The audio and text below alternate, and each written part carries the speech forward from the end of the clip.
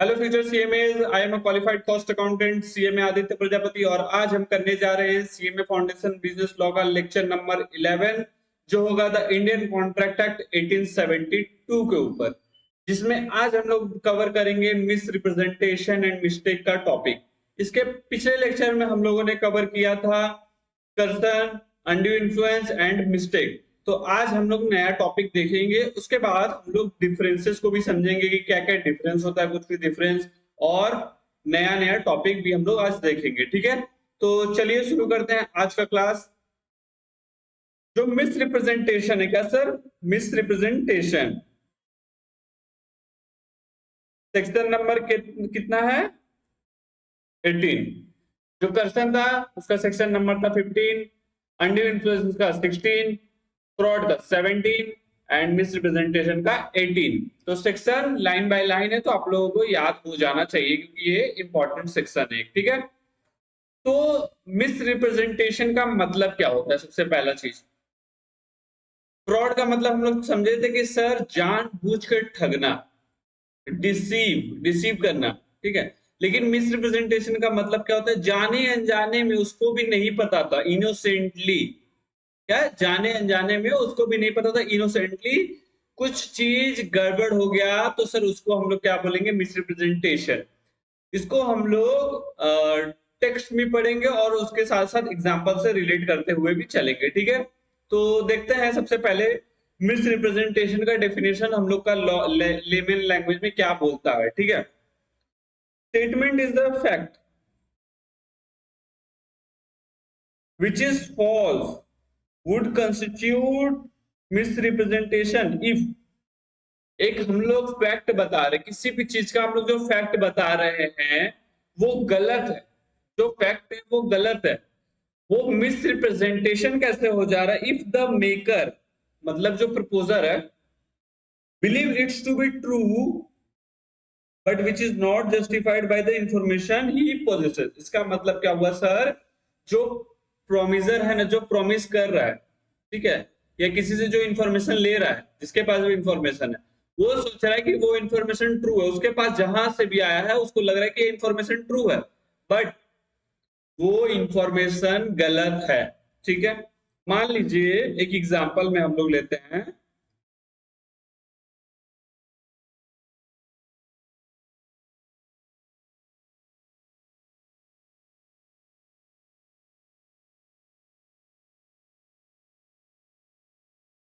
राहुल और विजय हम लोग एग्जांपल में। ठीक है, राहुल जो है अपना कार बेचना चाह रहा है विजय को।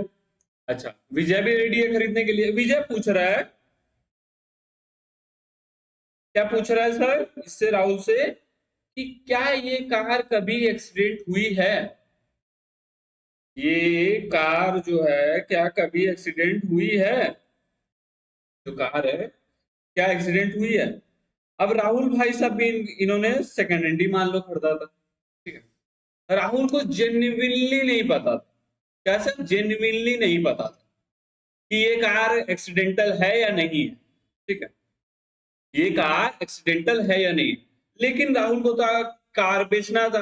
क्यों भाई? सामने अगर सामने से कोई खरीदने आ रहा है तो मैं उसको क्यों बताऊंगा कि कार, मतलब मुझको खुद भी नहीं पता तो मैं क्या बोल दूंगा कि हाँ ये कार जो है ये हाँ एक्सीडेंटल है, डैमेज है, या मुझको नहीं पता। लेकिन उसने क्या बोला? नहीं नहीं है, क्योंकि उसको भी नहीं पता था, क्योंकि सर उसने जो कार खरीदा था उसको भी नहीं पता था एक्सीडेंटल है कि नहीं है। तो जब राहुल को ही नहीं पता था तो उसने सर विजय को क्या बोल दिया? नो। अब नो जो बोला सर, कार एक्सीडेंटल था, क्या था? कार एक्सीडेंटल था। विजय ने जब खरीद लिया, बाद में चेकिंग वुकिंग कराया तो निकल गया सर कार एक्सीडेंटल था। इसका सर इंजन रिप्लेस्ड है, सब कुछ रिप्लेस है, बॉडी पार्ट का सर गेट वेट सब रिप्लेस है। अब राहुल का सर हो गया दिमाग खराब कि उसके साथ सर फ्रॉड हो गया। लेकिन क्या यहाँ पे फ्रॉड हुआ? राहुल ने क्या यहाँ पे फ्रॉड किया सर? थिन लाइन को आप समझिए, जो थिन लाइन है, राहुल को क्या लग रहा है सर उसके साथ क्या हो गया? फ्रॉड, कि उसको सर गाड़ी एक्सीडेंटल बेच दिया। लेकिन लेकिन क्या राहुल को यहाँ पता था कि गाड़ी एक्सीडेंटल है कि नहीं है? क्या राहुल ठगना चाहता था क्या विजय को कि हाँ गाड़ी एक्सीडेंटल है फिर भी इसको चिपका दूंगा, साला मैं क्यों रखूं गाड़ी एक्सीडेंटल गाड़ी। ऐसा तो नहीं था सर, हम लोग के ये वाला एग्जांपल में नहीं था, बिल्कुल नहीं है सर। तो राहुल जब ये नहीं है तो सर ये फ्रॉड भी नहीं है।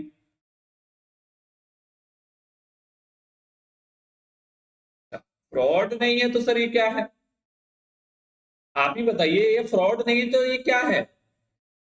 उसको तो सर जो विजय है वो गाड़ी ले लिया, गाड़ी लेने के बाद जब चेकिंग करा रहा है एक्सीडेंटल निकल गया, तो फ्रॉड नहीं तो क्या है आप बताइए अब। सर ये मिस रिप्रेजेंटेशन हो गया, क्योंकि सर अनइंटेंशनली, इंटेंशनली नहीं अनइंटेंशनली गड़बड़ी हुआ फैक्ट को बताने में। जो वो भी समझता था क्या चीज की ये ट्रू है कि गाड़ी कभी एक्सीडेंट मीट नहीं की है, तो वो ट्रू है, उसको ये इंफॉर्मेशन पता था। लेकिन दिक्कत क्या हो गया सर, कार एक्सीडेंटल थी। अच्छा, तो वहीं पे सर सारा खेल हो गया, ये फ्रॉड नहीं होके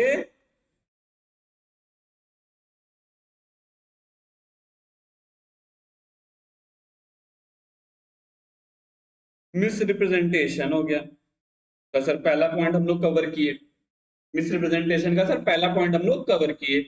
पहला पॉइंट सर एक बार फिर से पढ़ते अब और समझ में आएगा सर।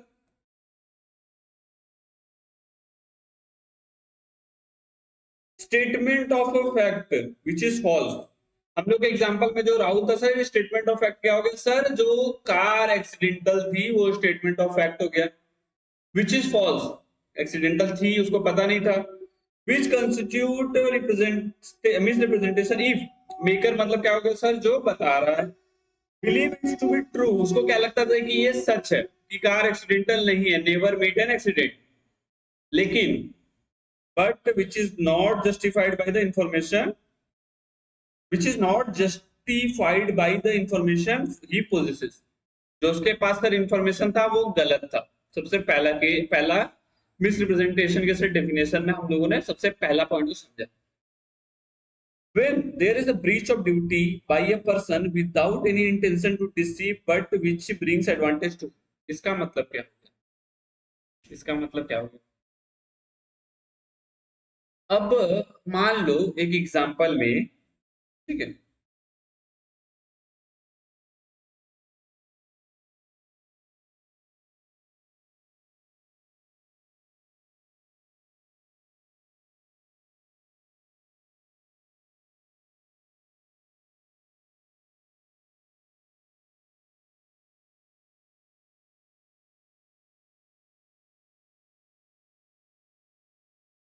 ये भाई साहब प्रॉपर्टी डीलर है,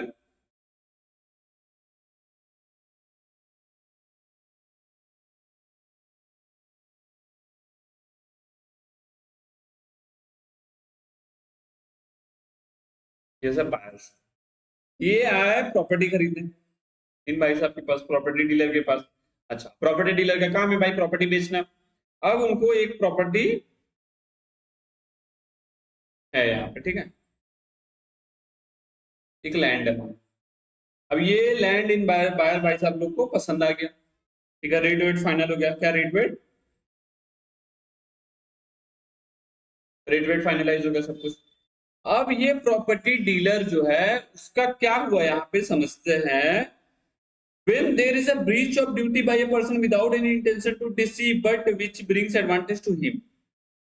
अब मान लो, क्या मान लो, यहाँ पे,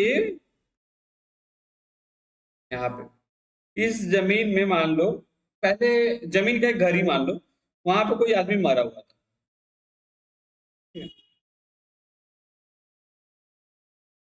यहाँ पे कोई आदमी जल के कट के कुछ भी होके मरा हुआ था। अब ये प्रॉपर्टी डीलर जो था, ये जो इंफॉर्मेशन है इसको सर बताना इंपॉर्टेंट, मतलब बताना चाहिए था। अगर कोई बायर आ रहा है तो इंफॉर्मेशन,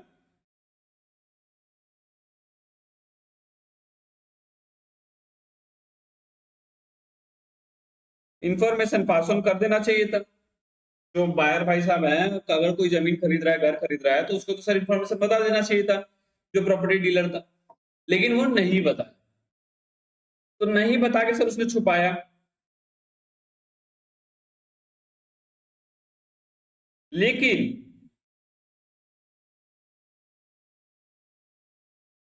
जो नहीं बता के सर छुपाया, ठीक है, इसके वजह से सर उसको एडवांटेज हो गया। क्या एडवांटेज हो गया सर? वो कॉन्ट्रैक्ट में वो लोग एंटर कर गए, जो बायर वो लोग थे। अच्छा, बायर लोग एंटर कर गए सर, क्योंकि सर अगर वो बताया होता तो मान लीजिए वो लोग एंटर नहीं करते, लेकिन नहीं बताया। क्यों क्यों नहीं बताया सर? सोचा होगा। लेकिन सर उनको ठगना इसका इरादा नहीं था, उनको ठगना इसका इरादा नहीं था। वो बताया नहीं, अनइंटेंशनली नहीं बताया, ध्यान से उसके निकल गया। प्रॉपर्टी डीलर है, बहुत जगह जमीन वमीन बेचता है, घर बेचता है। When there is a breach of duty by a person without any intention to deceive, मतलब इनका इसका जो इरादा था उसको ठगना नहीं था प्रोपायर लोग, लेकिन फिर भी ये बताया नहीं, नहीं बताया। अब मान लो जो खरीद लिया, जानता तो नहीं खरीदता, जो बायर लोग था वो अगर जानता तो मैं भी नहीं खरीदता, या चाहता तो खरीद लेता कि क्या हुआ भाई, कोई मरा तो मरा था। ऐसा थोड़ी कि प्रॉपर्टी बिकेगा ही नहीं, अगर कोई मर गया है उस जगह पे तो बिकेगा 100% है, खरीदता, और भी लोग खरीदते हैं। अच्छा, लेकिन सर ये नहीं बताया, इसका इंटेंशन वो नहीं था सर ठगना, कि सर इनको बता दूंगा तो ये लोग नहीं खरीदेंगे। लेकिन सर इसको उसके वजह से तो एडवांटेज हो गया ना सर। इसका ड्यूटी क्या था सर? उसको सारा इंफॉर्मेशन दे देना, लेकिन फिर भी सर ये इंफॉर्मेशन देना इसका चूक चूक गया। अब जो सर इंफॉर्मेशन इसका देना चूक गया, तो सर ये एडवांटेज उठाया है, और इसको सर मिस रिप्रेजेंटेशन इसलिए हम लोग बोल रहे हैं क्योंकि सर उसने जो जगह था उसको सर प्रेजेंट नहीं किया सही से, उसको सर पूरा इंफॉर्मेशन पास ऑन नहीं किया, उसके वजह से सर इसको एडवांटेज हुआ, तो सर इसको हम लोग मिस रिप्रेजेंटेशन का नाम देंगे। ठीक है सर? हाँ सर, समझ में आ गया। अच्छा, उसके बाद सर क्या है third point? When a party causes the other party to agreement to make a mistake as a subject matter even though done innocent. इसको सर हम लोग मिस्टेक जब पढ़ेंगे सर, ये पॉइंट को हम लोग समझेंगे। ठीक है, अभी के लिए थोड़ा सा होल्ड करो, थोड़ा देर, ठीक है, इसी क्लास में हम लोग पढ़ेंगे तो समझ लेंगे। ठीक है, हम लोगों ने पिछले लेक्चर में कर्जन और अनड्यू इन्फ्लुएंस पढ़ा था। कर्जन और अनड्यू इन्फ्लुएंस को एकदम बारीकी से हम लोगों ने पढ़ा था सर, और मैंने आप लोगों को सब कुछ बताया था। कर्जन का मतलब क्या होता है सर? कमिट, और क्या होता है सर? मतलब कुछ ऐसा चीज कर देता है जो इंडियन पिनल कोड ये सब जगह सर वो हो जाता है। तो सर एक बार हम लोग इसका डिफरेंस देखते हैं। ठीक है, डिफरेंस क्या बोलता है पहले? कर्सन में क्या होता है सर? वो फिजिकल फोर्स, किडनैपिंग हो गया, सर पे बंदूक रख के कॉन्ट्रैक्ट में एग्रीमेंट में एंटर करवा रहा है, ऐसा कुछ हो रहा है। ठीक है sir, it involve physical force और थ्रेट। हम लोगों ने सर डेफिनेशन में क्या पढ़ा था सर? देखते हैं एक बार डेफिनेशन।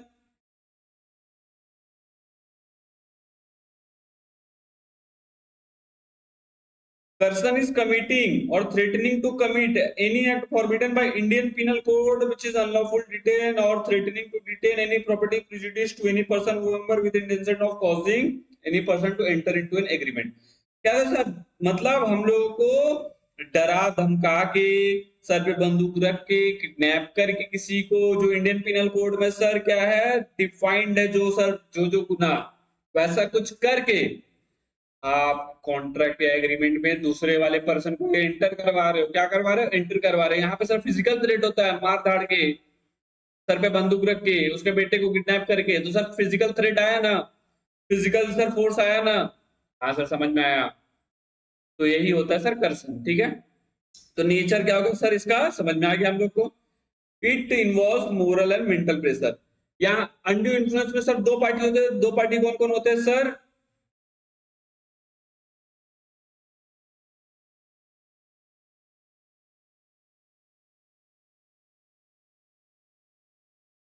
सर क्या लिखे हैं आप? पहला है सर डोमिनेटिंग, दूसरा है सर वीकर। हम लोग का सर अनड्यू इन्फ्लुएंस में दो पार्टी होता है सर, डोमिनेटिंग एंड वीकर। जो डोमिनेटिंग पार्टी होता है सर वो डोमिनेट करता है, वो अपने पावर का गलत फायदा उठा के सर उस कॉन्ट्रैक्ट में वीकर पर्सन को एंटर करवाता है जबरदस्ती। हाँ सर, हम लोग समझे थे इसका मतलब भी। तो कर्सर में सर फोर्स लगता है, और सर अनड्यू इन्फ्लुएंस में पावर का फोर्स लगता है। सर पावर का फोर्स इन द सेंस, जो डोमिनेटिंग पार्टी है वो वीकर पार्टी को सर जबरदस्ती कॉन्ट्रैक्ट में या एग्रीमेंट में एंटर करवाता है, बोलेगा करो। क्यों सर? क्योंकि वो डोमिनेटिंग पोजीशन पे है। ठीक है, अच्छा sir, involvement of a criminal action. Criminal action sir आप लोगों को पता है कर्सन में आता है। कर्सन में कैसे आ रहा है सर? कर्सन में क्योंकि मार धाड़, बंदूक और सर किडनैपिंग ये सब आ जाता है, तो सर वो सब क्रिमिनल एक्टिविटीज हो गया। लेकिन अंडू इन्फ्लुएंस में सर पावर का यूज होता है। क्या होता है सर? पावर का यूज। तो सर यहाँ पे क्रिमिनल एक्टिविटी नहीं आता है, उसके पास सर पावर है, तो इसलिए सर वो ये कर रहा है। No such illegal act to or committed or threat is given, threat is given, ठीक है। Relationship between parties sir, coercion में क्या होता है ना सर कि रिलेशनशिप नियर रिलेशनशिप नहीं होता है। नियर रिलेशनशिप का मतलब क्या होता है सर? मतलब it not necessarily there must be some sort of relationship between the parties. इसका मतलब सर पार्टीज के बीच में रिलेशनशिप नहीं हो सकता। मतलब जैसे कि मेरे को जमीन पसंद आ गया, ठीक, अब जमीन पसंद आ गया मेरे को, तो मेरे को चाहिए ही चाहिए। मैं क्या कर रहा हूँ? उसके सर पे बंदूक रख दिया, मैं उसको जानता ना कुछ नहीं करता, मेरे को जमीन चाहिए तो चाहिए, वो सर कर्सन हो गया। लेकिन अंडू इन्फ्लुएंस में क्या होता है सर? जो रिलेशन होता है ना सर वो पास का होता है, तभी सर वो डोमिनेंस आ जाता है। कोई डोमिनेंस हो जाता है, कोई वीकर हो जाता है। वीकर कैसे हो जाता है सर? जिसका पोजीशन मतलब लोअर स्टेट में है। Lower state in the sense sir वो उस समय कमजोर है।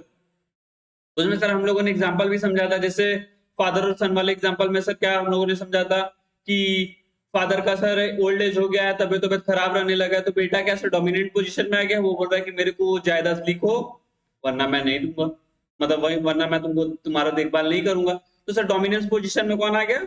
सन। वीकर पोजीशन में कौन आ गया? फादर। वैसे सर डॉक्टर और पेशेंट के एग्जांपल में हम लोगों ने समझा था सर, पेशेंट को क्या सर डॉक्टर बोल सकता है कि तुम ये करो वरना मैं तुमको नहीं करूंगा, तुम्हारा इलाज नहीं करूंगा, तो ऐसा बोल सकता है सर। तो वहां पे डोमिनेंस पोजीशन में कौन आ गया सर? डॉक्टर। वीकर पोजीशन में आ गया सर पेशेंट। तो इस चीज का मतलब आप लोगों को समझना है कि सर डोमिनेंस पोजीशन और वीकर पोजीशन का मतलब, ठीक है सर। तो चलिए देखते हैं उसके बाद, exercise by whom person need not proceed from the promisor not। Sir इसका कर्सन में हम लोगों ने क्या समझा था? एक्सरसाइज बाय whom का मतलब क्या होगा सर? कौन एक्सरसाइज कर रहा है कर्सन? प्रोमिसर कर भी सकता है, नहीं भी कर सकता है। वो चाहे तो थर्ड पार्टी को भी बोल के करा सकता है कि तुम एक काम करो, तुम उसके सर पे बंदूक रखो, मैं इससे एग्रीमेंट साइन कराऊंगा। हाँ हाँ, सर पे बंदूक रखा, हाँ रखा, हो ही सकता है। समझ में आ रहा है ना सर आप लोगों को? तो ये होता है सर कर्सन। एक्सरसाइज बाय वूम, स्ट्रेंजर भी कोई कर सकता है जो कि उसके कॉन्ट्रैक्ट में एंटर नहीं कर रहा है, फिर भी सर उसके बोलने पे, प्रोमिसर के बोलने पे तो जाके सर पे बंदूक रख देगा कि जब तक उसका बाप साइन नहीं करेगा तब तक इसके बेटे पे सर पे बंदूक रखे रहना। तू वो तो स्ट्रेंजर है कॉन्ट्रैक्ट में, फिर भी सर वो रखा है।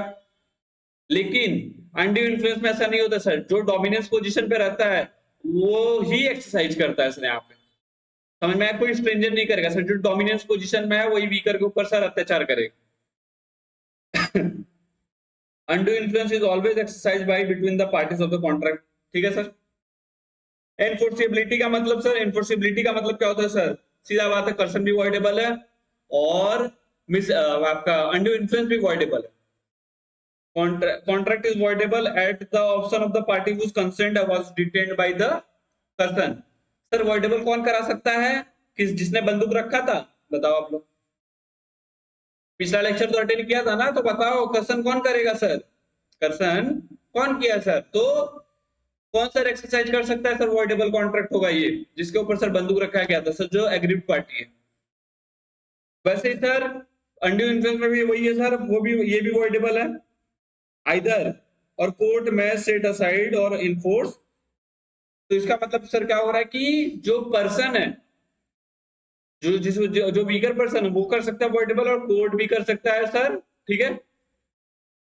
Position of benefit received in case of a person where the contract is resigned by the aggrieved party as per section 64, any benefit received has to be restored back to other party, ठीक है। Resigned हो जाता है sir यहाँ पे contract, समझ में आ गया sir. The court has a description to direct the agreed party to return the benefit in whole or in.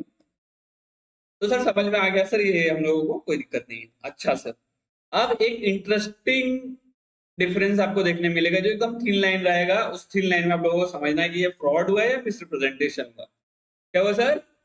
Fraud हुआ है, मिसरिप्रेजेंटेशन हुआ। तो उस चीज को हम लोग समझते हैं, ठीक है। तो ये जो डिफरेंस है ये थोड़ा सा ज्यादा इंपॉर्टेंट है, ठीक है। तो चलिए समझते हैं एक एक चीजों को। अगर यहाँ तक समझ में आया है तो वीडियो को like share subscribe and comment कर दो, ताकि मेरे को भी मोटिवेशन रहे। आप लोगों को कोई भी डाउट हो रहा है, क्वेरी है, तो उसको भी कमेंट करो कि सर ये समझ में नहीं आया, फिर से समझाइए। या इस टॉपिक पे वीडियो बनाइए। आप लोगों का कुछ सजेशन है तो वो बताइए कि कौन सा सब्जेक्ट पे मुझको और क्लासेस को मतलब इम्प्रूव करना है, मतलब कौन सा आप लोगों को प्रॉब्लम हो रहा है कौन सा सब्जेक्ट में। तो सर ये सब आप कमेंट करो, थोड़ा सा कमेंट करोगे तो सर मेरा भी मोटिवेशन लेवल हाई होगा, थोड़ा सा मेरे को भी अच्छा लगेगा। ठीक है। फ्रॉड और मिस रिप्रेजेंटेशन में समझते सर, फ्रॉड का मतलब क्या होता है? ठगना, अदर पार्टी को ठगना। मिस रिप्रेजेंटेशन क्या होता है? गलती से एडवांटेज इसको मिल गया, गलती से, इंटेंशन नहीं था ठगना लेकिन गलती से इसको एडवांटेज मिल गया। अच्छा, इंटेंशन क्या है sir? To deceive the other party by hiding truth. Sir क्या? दूसरे पार्टी को ठगना, सच्चाई छुपा के। फ्रॉड का सबसे मेन चीज क्या है? दूसरे पार्टी को ठगना, सच्चाई छुपा के। लेकिन सर मिसरिप्रेजेंटेशन में ऐसा कुछ भी नहीं होता है। There is no such intention to deceive the other party. इसमें सर इंटेंशन नहीं होता है, उसको पता ही नहीं होता। जैसे हम लोग को एग्जांपल में सर क्या था, कार वाले एग्जांपल में उसको पता ही नहीं था वो कार में एक्सीडेंट हुआ है कभी, लेकिन उसको नहीं पता था तो सर उसने क्या बोल दिया, हाँ नहीं हुआ था। लेकिन सर इंटेंशन तो नहीं था ना सर कि नहीं बता के ठगना। अगर सर को पता होता ये गाड़ी ठुकी हुई है, एक्सीडेंटल है, पार्ट चेंज है, फिर भी अगर वो नहीं बताता, फिर भी वो अगर नहीं बताता तो सर ये fraud, it amount to fraud. ठीक है। Knowledge of truth, sir. The person making the suggestion believes that statement is are untrue. Sir यहाँ पे नॉलेज होता है, जो सर बताने वाला है उसको नॉलेज होता है, सर यहाँ पे नहीं होता। उसको क्या बिलीव होता है सर? ये ट्रू है। क्या है? ये ट्रू है, गाड़ी गाड़ी कभी एक्सीडेंटल नहीं हुई है, लेकिन वो अनट्रू रहती है। क्या रहती है सर? अनट्रू रहती है। तो पता है कि गाड़ी एक्सीडेंटल नहीं है कभी, उसको यही पता है, लेकिन सर वो बात झूठी है, एक्सीडेंटल है। ठीक है। तो सर देखते हैं आगे। आगे हम लोग सर क्या देखने वाले हैं कि recession of contract and claim for damages. इसका मतलब क्या हुआ सर कि कौन सर एक्शन ले सकता है, कौन सर कॉन्ट्रैक्ट से बोले कि मुझको कॉन्ट्रैक्ट में नहीं रहना है या मेरे को कॉन्ट्रैक्ट से बाहर निकलना है। कौन कौन पार्टी सर? कौन? जो इंजर्ड पार्टी होता है सर, वो चाहे तो सर कॉन्ट्रैक्ट को रिजेक्ट कर सकता है और डैमेज भी क्लेम कर सकता है। जो इंजर्ड पार्टी, कौन सर? इंजर्ड पार्टी, जिसके ऊपर जिसके साथ सर गलत हुआ। ठीक है। The injured party is entitled to repeated the contract or sue for can not claim damages. इसका मतलब क्या हो गया सर? जो इंजर्ड पार्टी है सर वो चाहे तो रिजेक्ट कर दे कॉन्ट्रैक्ट को। च्यू फॉर रिस्टिटेशन का मतलब होता है सर उसको फिर से रिवाइज करे। ठीक है। लेकिन डैमेज क्लेम नहीं कर सकता। Means to discover the truth, इसका मतलब क्या होता है सर? जो पर्सन ने करसन किया है ना सर, उसके पास कोई प्रोटेक्शन नहीं है। वो ऐसा नहीं बोल पाएगा कि सर, क्या नहीं बोल पाएगा कि सामने वाले पर्सन के पास तो मौका था, वो चाहता तो सर डिस्कवर कर सकता था ट्रूथ। ऐसा वो जो पार्टी जिसने करसन किया है सर वो नहीं कर सकता।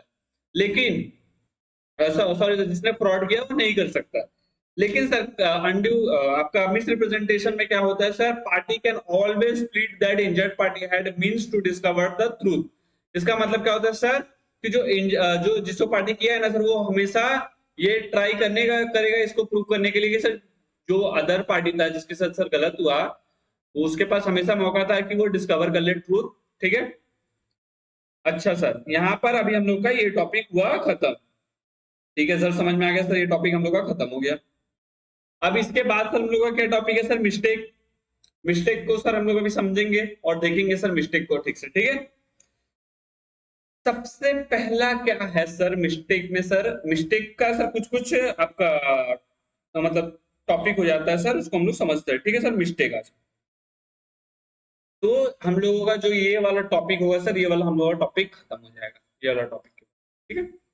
देखते हैं मिस्टेक का sir. Mistake, mistake can be defined as innocent or erroneous belief which leads to the party to misunderstand the other. Mistake का मतलब क्या होगा सर? मिस्टेक का मतलब हुआ, मिस्टेक में सर जो होता है ना, मिस्टेक में भी डिफाइंड एज इनोसेंट। जो पार्टी है सर वो इनोसेंट, उसको पता नहीं है। या एरोनियस बिलीफ मतलब वो जो बताया है, वो जो बताया है उसको वो समझ नहीं आया। एरर हो गया, जो इन्फॉर्मेशन पास हो उसमें सर एरर हुआ। क्या हुआ सर? एरर हुआ। Which leads the party to misunderstand the other. जो पार्टी सर जो चीज बताने का कोशिश किया था लेकिन वो दूसरे पार्टी को वो चीज समझ में नहीं आया, उसको कुछ और समझ में आया, कम्युनिकेशन में एरर हो गया। ठीक है। मिस्टेक में आइदर, अच्छा सर समझ में आ रहा है, मिस्टेक कम्युनिकेशन की वजह से सर एरर हो गया होगा, एरोनियस बिलीफ, मतलब सर कम्युनिकेशन में बताने में कुछ गलती हो गया, ये एरर हो गया, ये समझने में मिसअंडरस्टैंड हो गया। मिसअंडरस्टैंड सर कैसे? उसको कुछ बताने का कोशिश किया और सामने वाले ने कुछ समझा, मिसअंडरस्टैंडिंग हो गया। लेकिन डिफाइंड एज इनोसेंट, मतलब सर वो ठगी भी नहीं था, ऐसा कुछ भी नहीं था। ठीक है। मिस्टेक सर जो है ना वो कुछ टाइप्स है सर मिस्टेक के, वो हम लोग देखते हैं मिस्टेक के क्या क्या टाइप है। ठीक है। मिस्टेक में either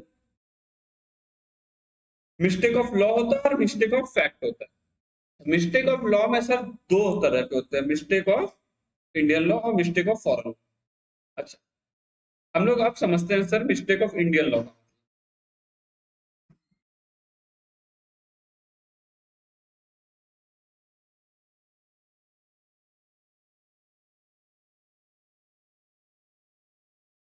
mistake of Indian law का मतलब हम लोग समझने वाले हैं। ठीक है।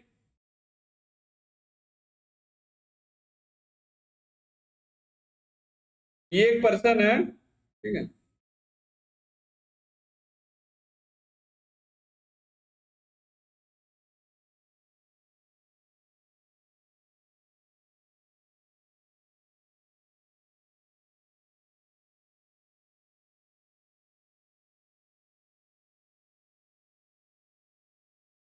ठीक।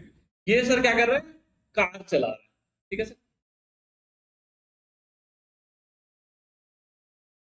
ये रोड है, यहाँ सर ये कार चलाते हुए जा रहा है। ठीक है। अब कार चलाते हुए जा रहा है, सामने क्या है सर? Traffic signal. यहाँ पे sir green, red and yellow था, लेकिन उस समय क्या था सर? रेड। अब ये भाई साहब क्या पार हो गए रेड सिग्नल पे। सामने कौन था?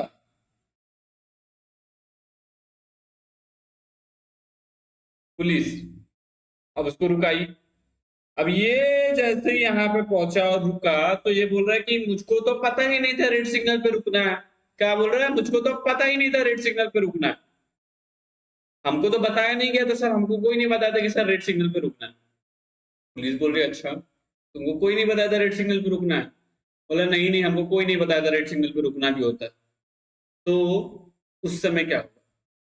पुलिस क्या उसका चालान काटेगी या नहीं काटेगी? क्या करेगी? फाइन लेगी या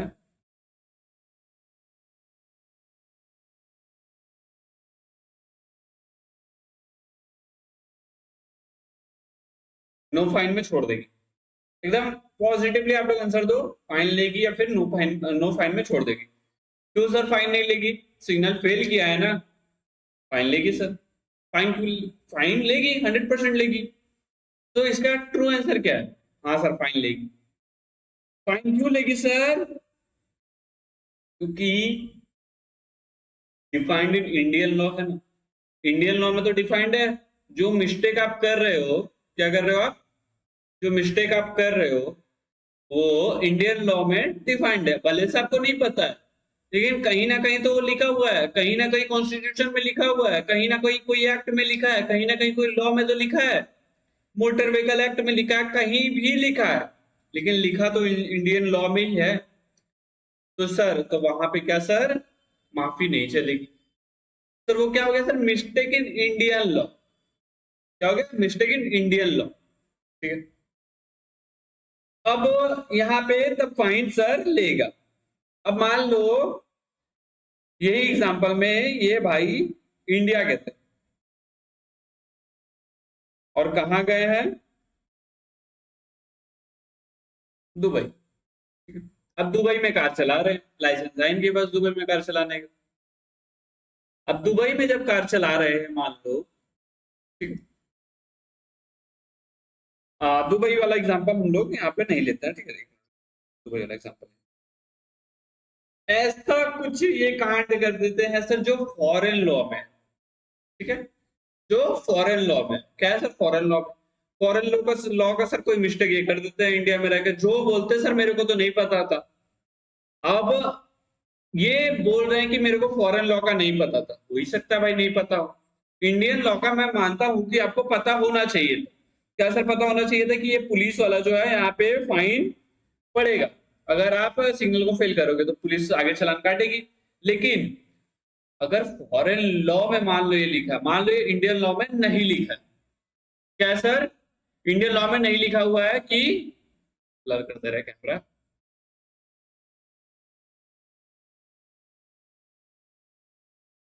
इंडियन लॉ में नहीं लिखा हुआ है कि सिग्नल फेल करने पे आपका फाइन होगा या कुछ होगा, ठीक है।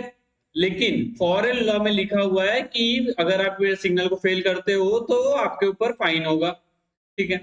अब फॉरेन लॉ में लिखा हुआ है फाइन होगा, लेकिन वो पर्सन अब अगर पकड़ा रहे हैं तो बोल रहे सर ये तो मेरे को पता नहीं था, इंडियन लॉ में तो लिखा नहीं हुआ है सर, कहीं मैंने देखा भी नहीं है, कहीं मैंने पढ़ा नहीं है। अब वो जो पुलिस वाला है वो बोल रहा है कि तो फॉरेन लॉ में लिखा हुआ है कि गलती है, आपको फाइन लगेगा। तो सर यहाँ पे क्या फाइन लगेगा या नहीं लगेगा, आप लोग बताओ। नहीं सर नहीं लगेगा, क्योंकि सर वो तो फॉरेन लॉ है सर, वो इंडियन लॉ जान ले उतना ही बहुत है सर, फॉरेन लॉ कहाँ से हो जानेगा सर, फॉरेन में कौन सा नियम है, कहाँ पे क्या नियम है, नहीं पता होगा सर 100%, ठीक है। तो पहला वाला जो है sir mistake in Indian law, आपको पता है नहीं है कुछ भी हो, लेकिन ये सर कॉन्ट्रैक्ट जो है क्या है, a person cannot be allowed or get any relief on the ground that it had done particular act in ignorance of a law। का मतलब क्या हो गया सर, वो ऐसा नहीं बोल सकता इंडियन लॉ में कि उसको पता नहीं था, वो जानता नहीं था, ये सब सब चीजें सर वो नहीं बोल सकता है, क्योंकि सर इंडियन लॉ था तो आपको पता होना चाहिए था वो चीज। आप बच नहीं सकते, गलती की हो तो फाइन भरना पड़ेगा, भले अगर जेल लिखा है तो जेल होगा, जो भी सर इंडियन लॉ में है सर उससे आप बच नहीं सकते, ठीक है। तो इसका मतलब क्या है सर,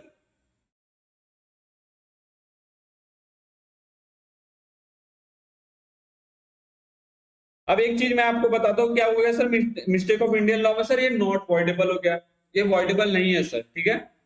ऐसा नहीं कि सर वो वॉइड होगा या वैलिड होगा, ये वॉइडेबल नहीं होगा सर इंडियन लॉ में। अब एक चीज आप थोड़ा सा अगर हम लोग पीछे जाए, मैंने आप लोगों को बताया था सर ये चार चीजें वॉइडेबल होती, लेकिन सर मिस्टेक का छोड़ के रखा। अब मिस्टेक को सर हम लोग एक एक पॉइंट पढ़ रहे हैं और समझेंगे वहां पे। तो हम लोग जब सर पढ़ रहे हैं हम लोग समझ रहे क्या सर, जब इंडियन लॉ का मिस्टेक हो रहा है सर तो वहां पे वो वॉइडेबल नहीं होता है, ठीक है।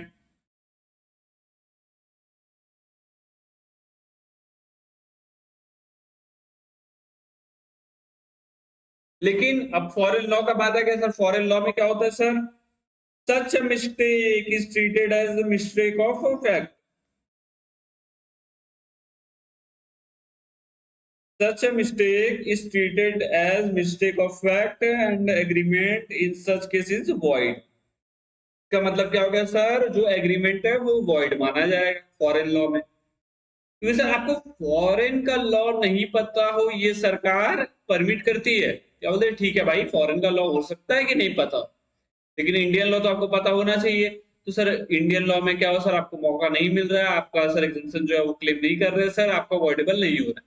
लेकिन फॉरेन लॉ है सर, उसमें आप अगर कोई गलती कर देते हैं क्या चीज सर फैक्ट में, तो मान लिया जाएगा कि चलो ठीक है ये गलती हो गई अनजाने में चाहे जाने में जो भी, लेकिन सर ये वॉइड मानी जाएगी। अब सर मिस्टेक ऑफ फैक्ट का मतलब क्या होगा सर, बाइलेटरल मिस्टेक और यूनिलेटरल मिस्टेक।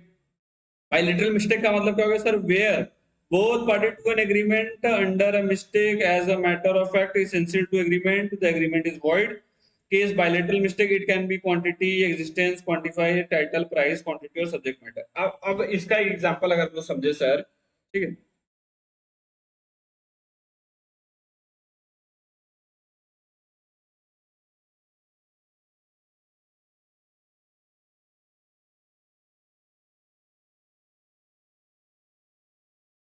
इसके पास जो है सर एक घर,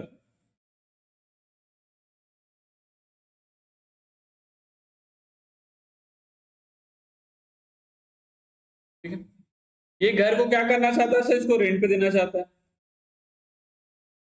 ये भी सर रेडी हो गया, ये भी रेडी हो गया, ठीक है भाई मैं रेंट पे ले लूंगा, कोई दिक्कत नहीं है, ये रेंट होगा, वर्बली डिसाइड हो गया। लेकिन आज के डेट में क्या होता है सर,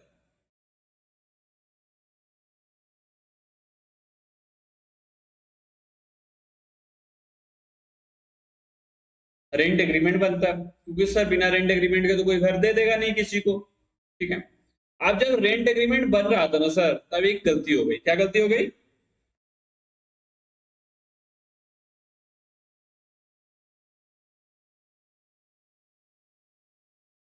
₹5,000 पर मंथ डिसाइड हुआ था कि ये रेंट होगा, लेकिन अब गलती से इसमें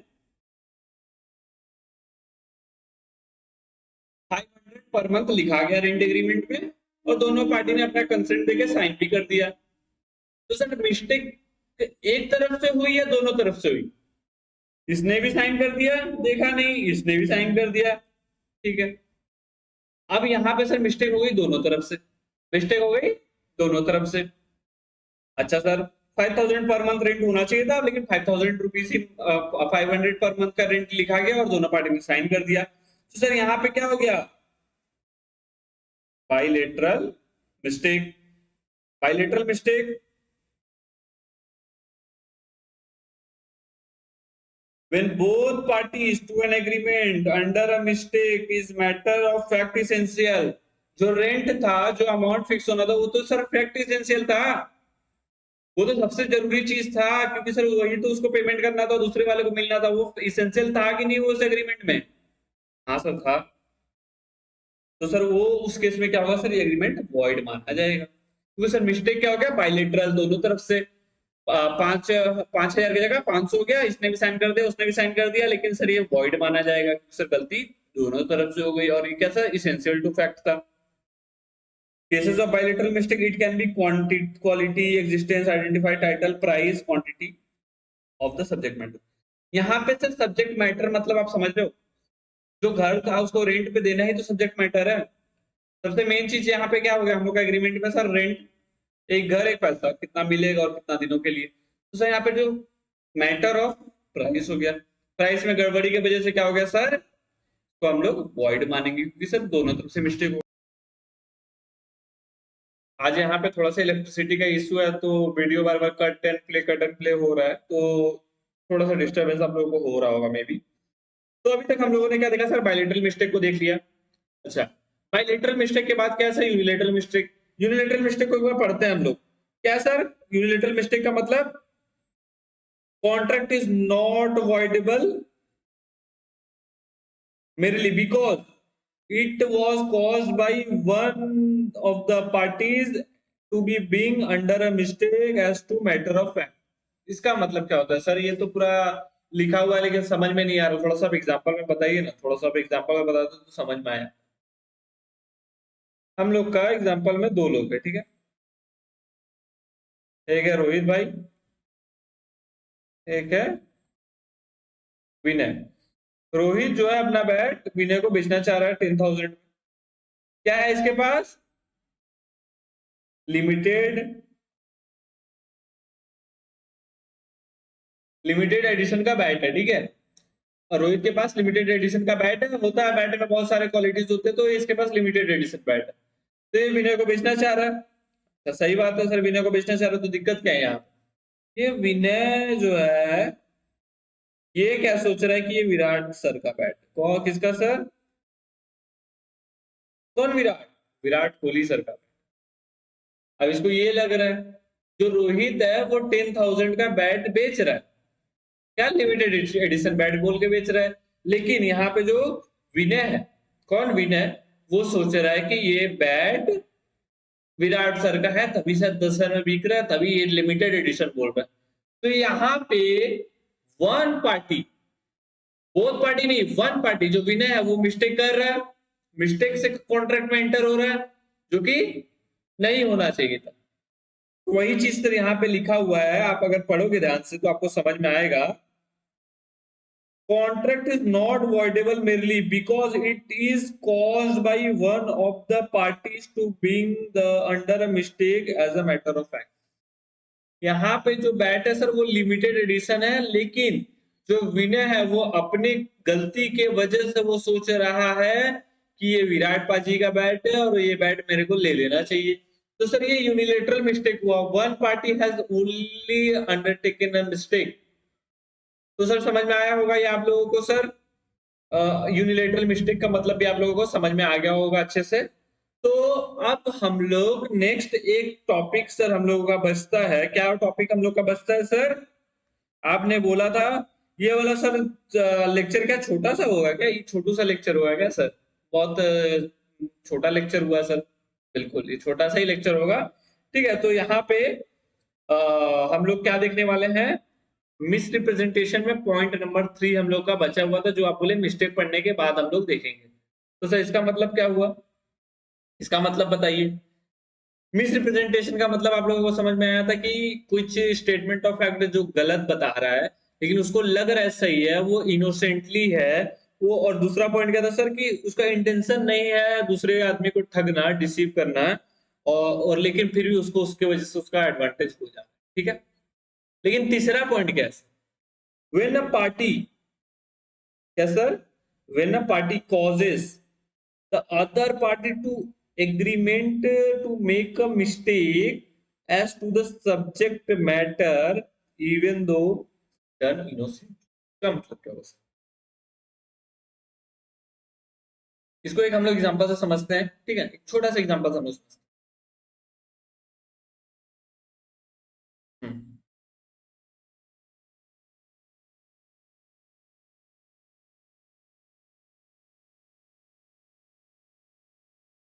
ठीक है, हाँ। इन भाई साहब के पास एक प्रॉपर्टी है। ठीक है, उस प्रॉपर्टी का पेपर, ठीक है, पुराना प्रॉपर्टी है, ओल्ड प्रॉपर्टी। उस पेपर में क्या लिखा हुआ है सर? इस प्रॉपर्टी का जो डायमेंशन है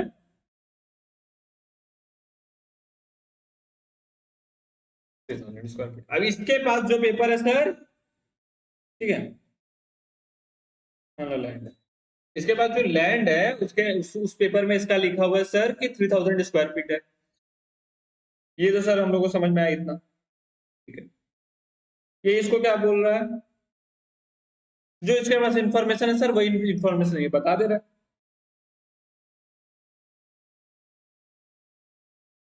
3000 स्क्वायर फीट इसको पता था और इसने बता भी दिया।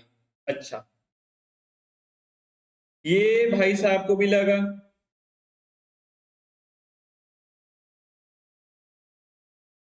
इन्होंने पेपर ऊपर देखा। अब इन्होंने, इनको भी लगा हाँ भाई 3000 स्क्वायर फीट है, जब पेपर में लिखा है तो है। इन्होंने इसको क्या किया?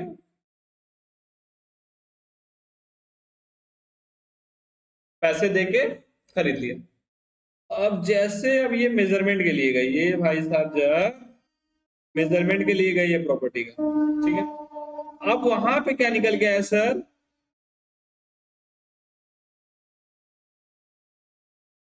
1000 स्क्वायर फीट। लेकिन इनको क्या पता था?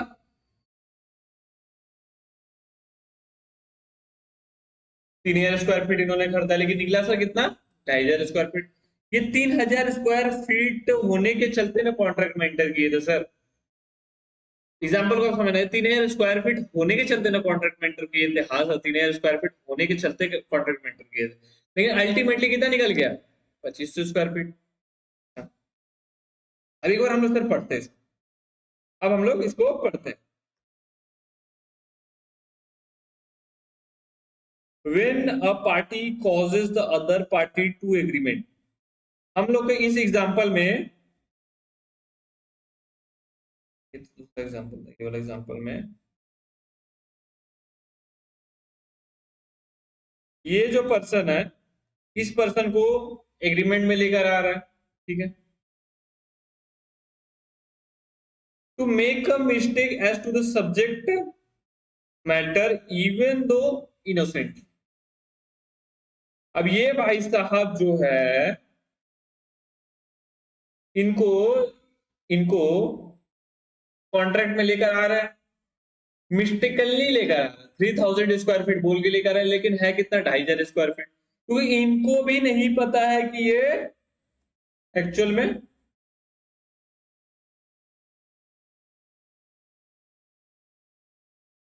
इनको भी नहीं पता है। तो मिस्टेक हुआ ना सर, इन भाई साहब के चलते मिस्टेक हुआ, मिस्टेकली ही लेकर आ रहे हैं, तो मिस इसको मिस रिप्रेजेंटेशन बोला जाएगा कि सर एक पर्सन दूसरे पर्सन को लेकर आ रहा है, subject matter of the fact, मतलब जो जमीन का सर दायरा था उसी मेजरमेंट का ही मेन में खेल था, जमीन कितना बड़ा है सब्जेक्ट मैटर फैक्ट हो गया वही। लेकिन सर वो इनोसेंटली हुआ ना, यहाँ पे इनको भी तो नहीं पता था कि 3000 स्क्वायर फीट नहीं है 2500 स्क्वायर फीट है, क्योंकि इनको भी नहीं पता था, इनके पास ओल्ड पेपर जो थे उसमें इतना लिखा हुआ था, ये बेचना चाहते थे बेच दिए, इनका भी कोई गलती नहीं है। वही चीज लिखा है sir, when a party causes the other party a agreement to make a mistake, यहाँ पे मिस्टेक हुआ ना sir, to the subject matter even though innocently. अब मान लीजिए, अब हम लोग का ये एग्जाम्पल थोड़ा सा इसको अगर हम लोग ये करते हैं, ठीक है,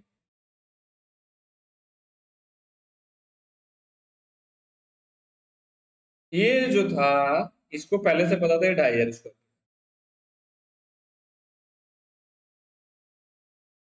इसको पहले से पता था ये 2500 स्क्वायर फीट है, लेकिन फिर भी इसको क्या था कि ज्यादा पैसा लेना है, बिक जाए जल्दी से जमीन, इसने क्या बोल दिया इसको 3000 स्क्वायर फीट है।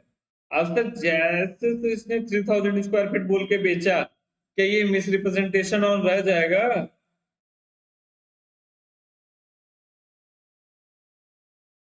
क्या बन जाएगा सर? फ्रॉड।